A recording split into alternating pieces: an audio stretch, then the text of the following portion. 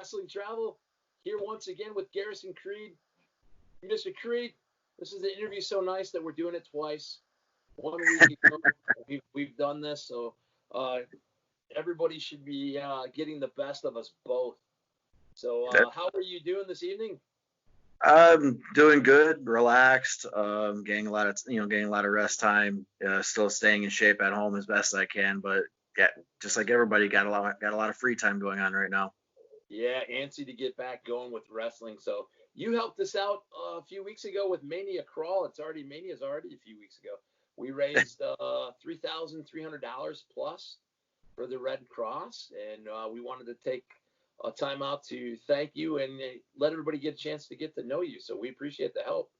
No problem. It was great to be a part of that, to raise that much money on such short notice. I think 2 days to get all that planned, to get together and all the videos in. It was just nice to be able to get involved and do something with the changing situation going on across the world. Yeah, the crazy thing for me is not to focus. I mean, I went from Wednesday night till Saturday with virtually no sleep, but it was awesome. It wasn't affected by it. I was just pumped because it was the wrestling world going, yes, we will help. Yes, Yeah. we'll all jump on. It was great.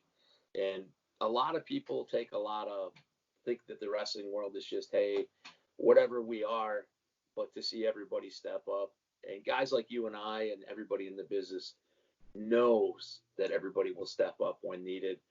But it's just nice that everybody else could see that. So it's creating a type of synergy across the entire business, whether it's on the indies, AEW, WWE, larger companies, MLW. It's even amazing the guys that have reached across that I've never much had contact with before, just checking in. It feels great, and you can tell that everybody's rip roaring ready to go whenever we get the go ahead to pull the trigger. Yeah, I can't imagine what those first few shows are going to be like. I think obviously the boys and girls are going to be ready to go, and I think the fans who have been stuck at home going, maybe I never went to a local show, but I'm going now, and I think it's going to be fantastic. Even the hardcore fans, they may go in there with a little bit extra energy, and they're ready to rip it up. Yeah, I cannot wait. So we're going to get a little history of Garrisaon Creed. Garrisaon, you are coming at us from an undisclosed location, but in the state of Wisconsin. Yes, in the state of Wisconsin. Which is fantastic. Can you tell us how long you've been how long have you been in the business? When did you start? Now, I'm actually right around the corner from being 4 years in the ring doing shows in the business. I trained right here in eastern Wisconsin, product of the old Mark Mercury program, the Mercury One program, which also saw the guys of Hornswoggle and Ken Kennedy come out of. Mark Mercury's no longer running it. He handed it off to one of his students, Shane Hills, who now redubbed it the Dojo of Pain, and I'm one of his products. And right now, if you want some hard-hitting, hard smash mouth style wrestling in Wisconsin, you go to any of his students right there, and you will get what you paid for. No, Shane Hills, is he still running his Dojo of Pain? Yes, he's still running. He's still training. He's still doing shows. He still wrestles himself.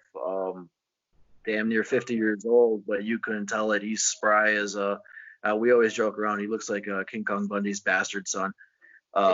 He's a very spry big guy that can move around really good. I mean, he just stopped semi-professional wrestling last year, or semi-pro football last year. So that goes right into this, and there's no stopping that guy anytime soon.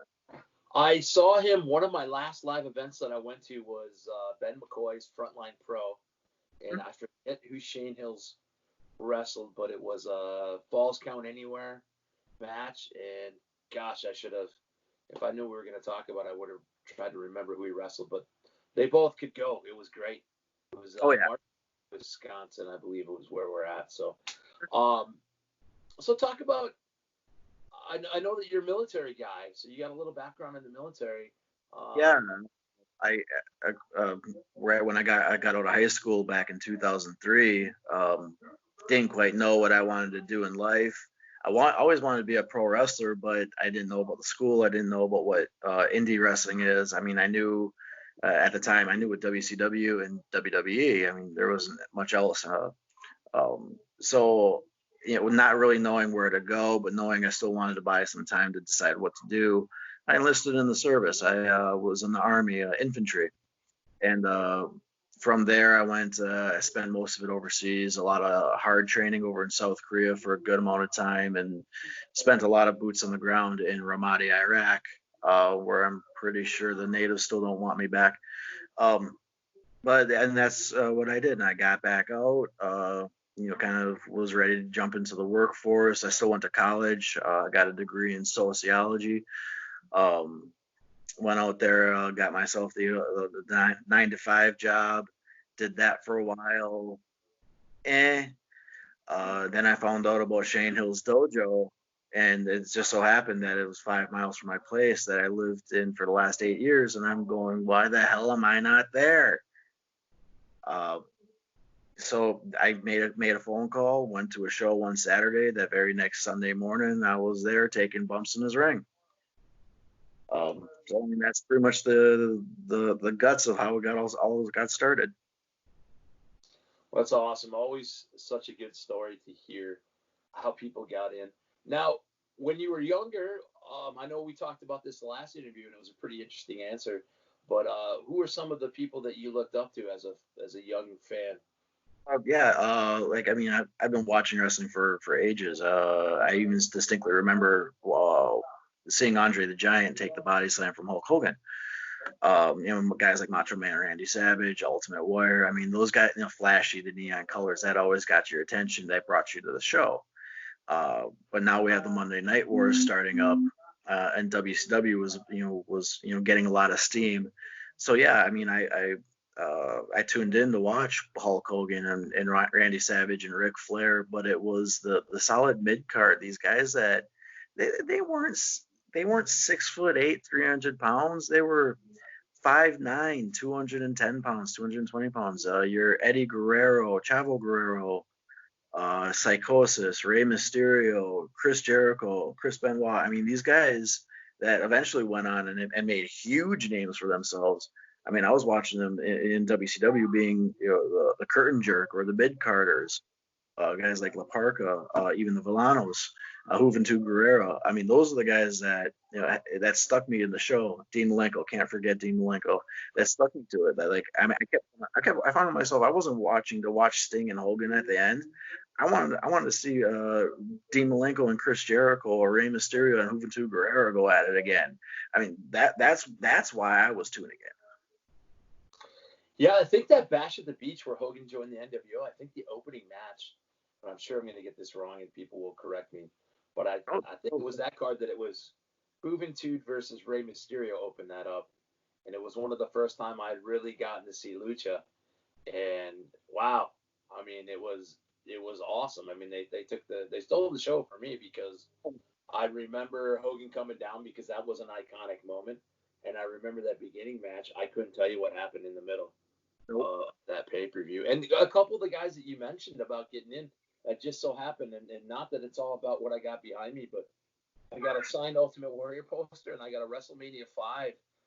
It was a VHS poster, and it's signed by Savage and Hogan, which I know just cool stuff. I didn't have to go up and ask anybody to autograph it. I got it from some friends, verified, and I thought, hey, man, I got to dress up the set a little bit because we all are stuck at home. And I thought, cool, man, I want to show off a little bit of the posters of some guys here. So I've noticed everybody, for the good chunk of everybody in the business, has their shrine, whether it's a small little one or an entire room in their basement, but they have their shrines to the business. Yeah, a little bit of everything. Well, is there anything that you have memorabilia-wise that we might not know about? Mine's a little different. Like I said, I mean, I don't have the massive VHS or DVD collections, action figures or anything like that. And I didn't put the collection together. Actually, my son did. Okay. So when I started doing shows, now it's I mean, like people that see me live have kind of picked up on my a miniature now 10-year-old clone that jumps at, he's at shows with me. What I didn't realize for the longest time was he was collecting the posters of the shows that I was on. And during one of our moves, he wanted to decorate the room, and he was all, I'm like, I don't know, well, what do you want to decorate it with? He pulls out from underneath his bed just this stack of wrestling posters, of all independent shows. I mean, some of them were a lot better than others, but I mean, there was a stack of wrestling posters, and I was on a good majority of them, and I just thought that was like the coolest thing. And here I am, like, kind of thinking to myself, oh man, I'm the weird guy. I'm the odd guy out. I don't have my shrine to the business. He did. He had cool. And I have met your son at a show we did probably 2 years ago in Rhinelander, Wisconsin. And I think after the show, I think your son spent more time breaking down the ring than some of the guys on the card. But I better not talk about that. But I did notice that. So he's got the work ethic, that's for sure. That's fantastic. So hopefully down the road, I don't know how old he was at the time, but he was paying his dues more than some of the other guys I saw. So fantastic. So Wisconsin, I'm a Green Bay Packer fan. Are you a Green Bay Packer fan? Tell you the truth, ever since I got in this business, it's been 100% go with this. I mean, I couldn't even, other than Aaron Rodgers, I couldn't even tell you who's on the team anymore. Okay. So, I mean, I really don't follow much for football. I mean, okay, we got some playoff games. Yeah, sure, I'll go and have a couple of beers and watch the game, but I ain't really paying attention to the game. I'm kind of thinking of the next show that I got to be on, or the next event that I'm going to pay attention to. I'm more focused on this sport, not to take away any of the respect I got for the other athletes. No, that's great. I was thinking that you were going to throw my line of questioning, and I still think I can go there. I was trying to change it up from the last one, but it is NFL draft weekend in the United States. I mean, obviously around the world. So my question for you, and it's a question that I would not want to answer, but if you were starting your own promotion, wrestling promotion, see, we're back to wrestling. Yep. If you could go anywhere in history, who would be your number one draft pick to start your promotion? And it can be, he could be here now. He could be on the Indies. He can be a major star. He could be somebody from the past who's not here. Oh, well, I mean, obviously, as a star power, you always want to have star power, so you bring in an audience. But in this respect, I think I'd want to bring in somebody with a good head on their shoulders for the business that could help guide the entire show and series of shows, the entire company in the right direction. So I would say I'd have to bring in Dusty Rhodes. Oh, good call. I mean, not only a guy that knows how to run a clinic inside the ring, he'll run that entire ship tight and make sure that you're making money and drawing some crowds and getting that involvement from the crowd to bring those fans coming back and put those asses in seats. Yeah, great pick. I was fortunate enough to actually see Dusty Rhodes live one time, and it was in Wisconsin, and it was, I'm much older than you, for one, so a little bit. As a kid, I used to remember that the WWF did not run around here. I'm in northern Wisconsin. They ran Milwaukee, Minneapolis, and for some reason they were running at DC Everest High School in Schofield, Wisconsin, 1989. Surely this has to be a mistake. We had gone and seen the AWA, my friends and I. Yeah, we went, and one of the main event part of that was Dusty Rhodes versus the Macho King, Randy Savage. I actually found a website where I could see the entire the card. I think cagematch.com or something shows you. You can look stuff up. The thing I remember is we used to watch Wrestling Challenge. It used to come on at 11 a.m. on Saturday morning. Obviously taped. This is way before the internet, 1989. Oh, yeah. Brainbusters versus Demolition was on there. And I can't quite remember the order, but I'd watch it that morning, and let's say the Brainbusters had the title. We went there that night. Demolition had the title. So there was a title switch that happened somewhere in there, but we were in the old school I'm where we trying to figure out when it did. I want to find out the rest of the story. yeah, You're and it playing aired catch up. next week actually. I remember as a kid and just going crazy. So one of the things we talked about last time, and I do not want to I want to make sure that we still cover it, is when I first saw you wrestle, you're one of the guys that I said, and not I would say this to anybody, you're one of the indie guys that I see, and I'm like, dude, got a great look, has some great looking merchandise and T-shirts. You're one of the guys that makes you go, I'm not sure who he is. I just seen him, but he's got some cool. I want his shirt. I want his merch. Right. Uh, and I know you gave us. We're gonna flash it on here as well. But where could we get some? Where could we see some of the cool merch? How could we? Social media. Where do we follow you? All this great Garrison Creed Well, stuff. I've been trying to, since I can, going live in front of crowds right now.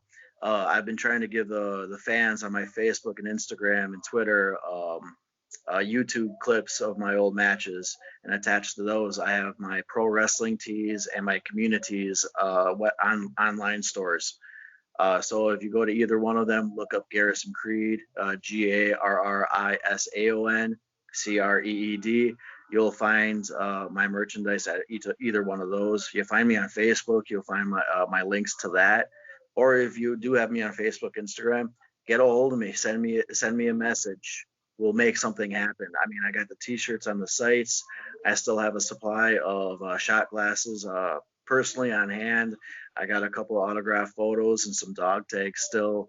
And I got some other things in the works yet. When we finally get a date of when we can pull the trigger and have a show, I'm going to put on in a couple of orders for some brand new merchandise, different style tags, maybe bracelets, t-shirts, obviously. But I still got plenty of stuff to go.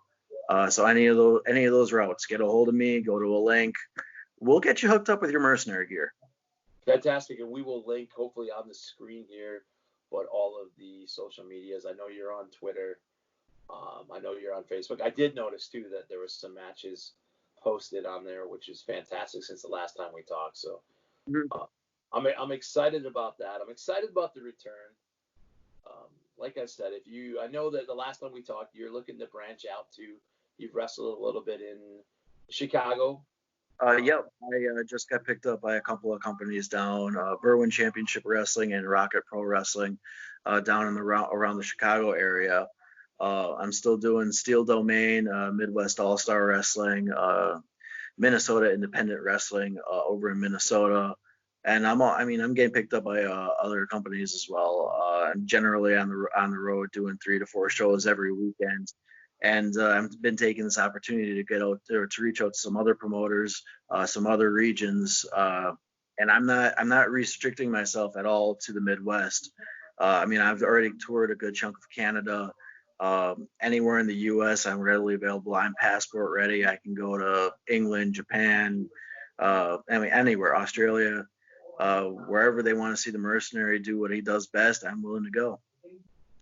That's fantastic because I was about to ask if you had a passport because, as you know, I'm coming from the same great state, but we're out of Manchester in the United Kingdom. We've got a lot of great fans around the world. So hopefully what the fans do is based on this video, check out Garrison Creed on YouTube, check out all of his socials, and more importantly, check out Garrison Creed when pro wrestling comes back, when we get through this pandemic. And trust me, I need to put my money where my mouth is and buy a Garrison Creed t-shirt because I am telling you, he's got some of the coolest merchandise out there. You're not going to change up the tights, are you? I like the long tights with the gun on there. Looks fantastic. Oh, that stuff's 2 years old already. I've gone to trunks. Oh, have you? Wow, look at me. All right. Hey, you know what I like to do? I like to pretend I'm hosting a show and then embarrass myself right on top of it. So it's a good way to end. Check out the Rocket Pro matches that I've been posting. Those have the newest gear that I got. You'll notice the increase in workout regimens that I've been doing to, well, obviously stay on top of the game to do what I'm doing. I'm not a 21, 22-year-old kid doing this. I got some time already. I got some wear and tear on this body. but I'm still going to push it and work it as hard as I can to shine as best as I can and be in the front lines in the professional wrestling industry. Fantastic. Well, I think that's a good way to end this. Garrisaon Creed, we thank you for your time. We thank you for Mania Crawl. And we actually look forward to checking you out in the ring once we're through this pandemic. I hate to say the word pandemic, but it is what it is, right? So. It's an awful social situation that we're in. I want to say that we're seeing the end of it. That we should be able to get out and go to shows, absolutely tear it up.